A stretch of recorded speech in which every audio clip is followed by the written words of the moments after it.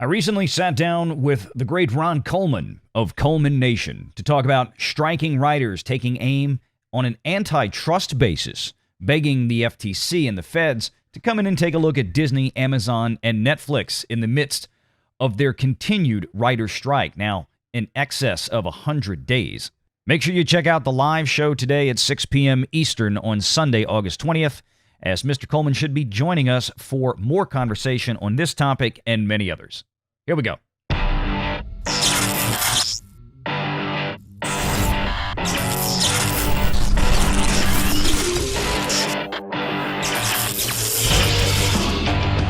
Renegade Online.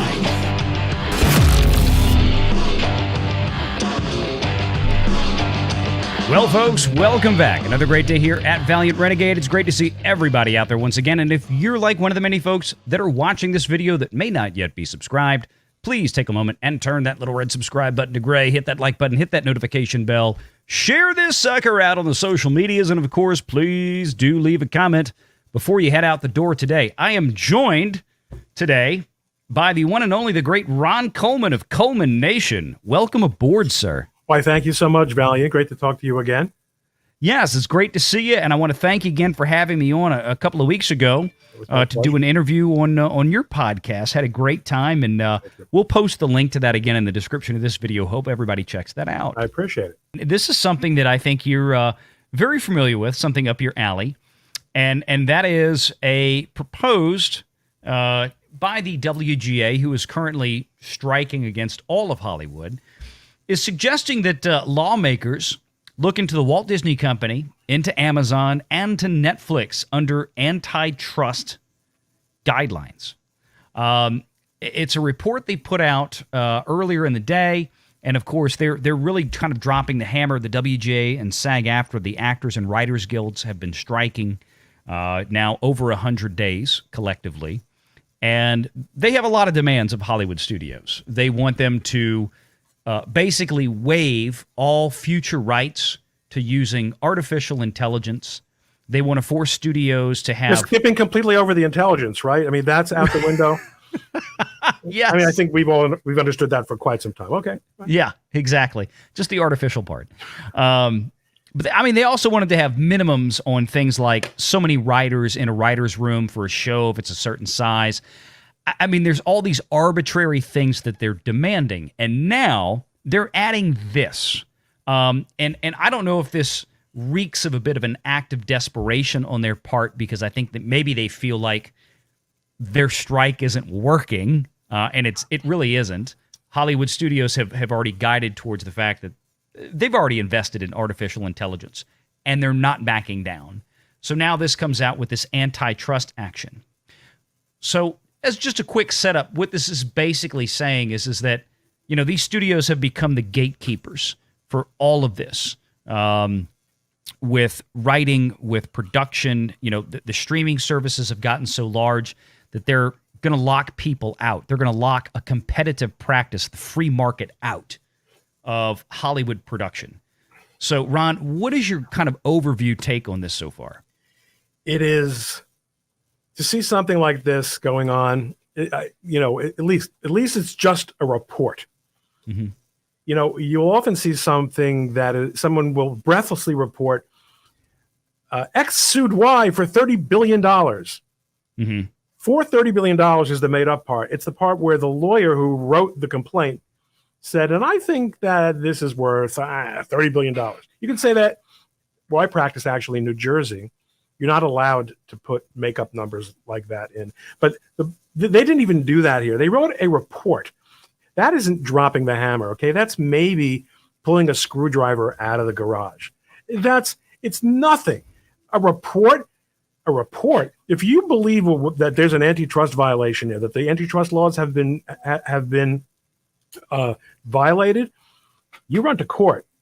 They know they're not going to win if they file such a lawsuit. And I once had the privilege of suing Google for its antitrust practices in connection with the Google Play Store. Google's problem is gatekeepers to media. We're speaking on Valliant Renegade on YouTube. There has never been a freer market, and YouTube sucks. YouTube censors.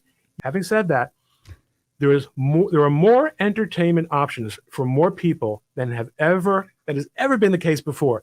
Where were these guys when Google was acquiring every technology in the world and then either sunsetting it or folding it into its own services, but vastly undermining its capabilities?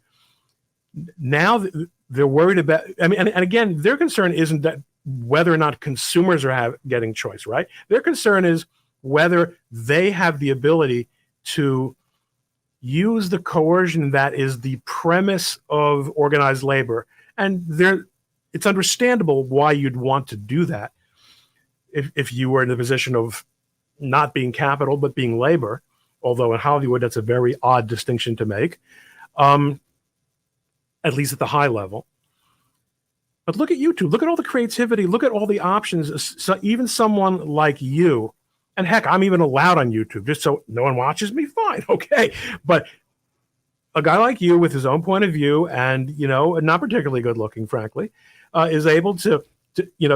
There's no get. There is. I mean, what? And that's why they didn't sue. Amazon. Like Amazon, what's the effect of Amazon on? I mean, you know this better than I do because you follow the entertainment business from from a commercial point of view. But as far as I know, Amazon is a distributor of a certain amount of media, but compared to a major film studio, they produce, they're players. But the more you talk about this, the more you realize what a weak argument this is. What they want is the ability to use the coercion of a work stoppage to get to get concessions that the market will absolutely not provide for them, because there's a lot of talent out there.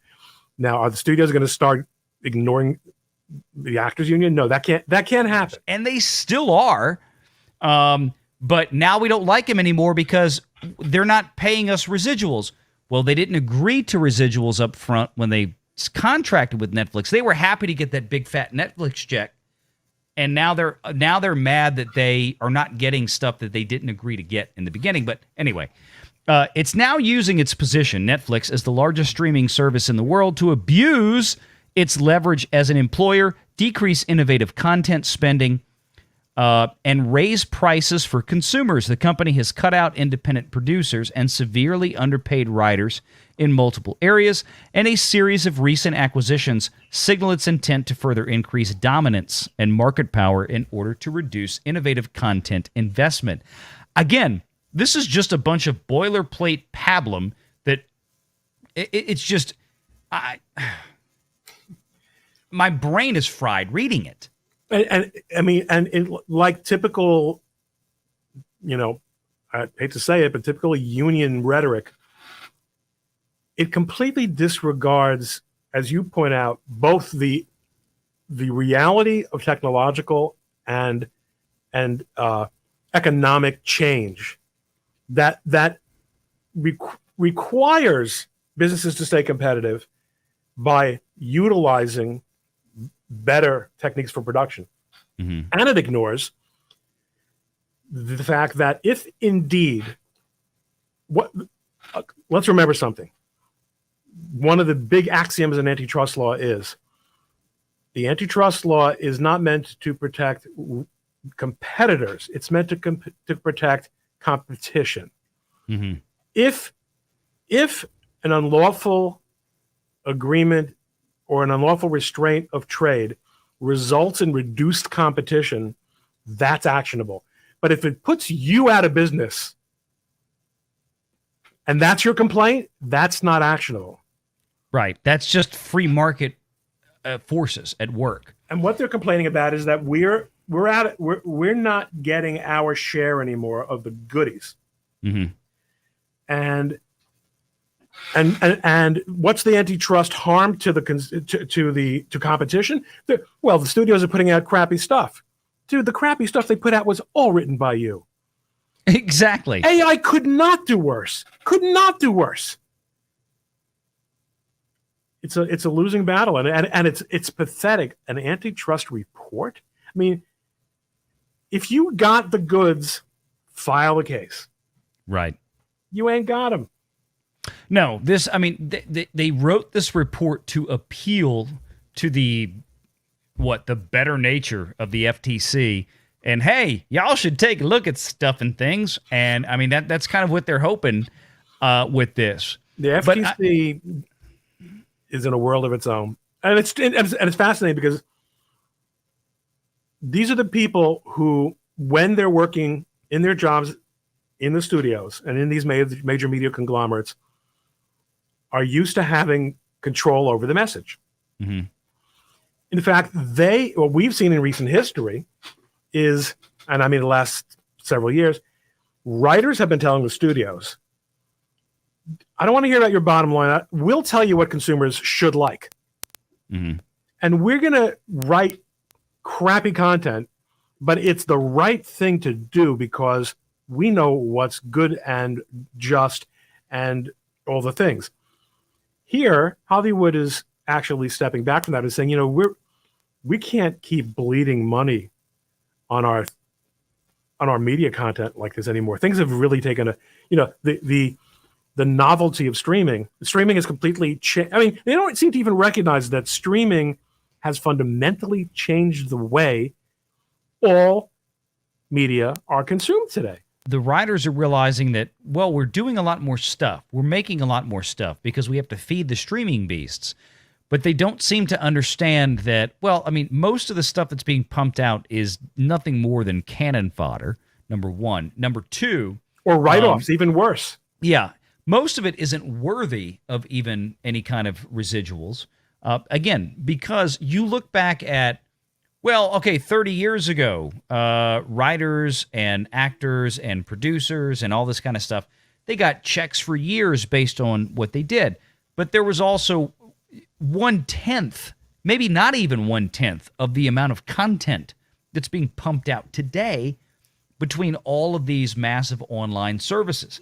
Most of it is here today, gone tomorrow. This is a very short window, type of society. It's the TikTok generation, right? You've got the attention span of a gnat or a mosquito in Louisiana in the middle of summer. What this document, and we've only seen a snippet of it, and it's not the true legal analysis, and et cetera, with all those caveats, it doesn't wrestle with the reality that distribution of media content is essentially cost-free now. The actors and the writers can scream about this all they want, but instead of trying to change with the times, instead of actually trying to make themselves more marketable, instead of trying to make themselves to the point where they are indispensable to Hollywood studios by producing quality content, they've just decided to scream, hire more of us and pay us more money so we can keep producing the same trash that's going out there now.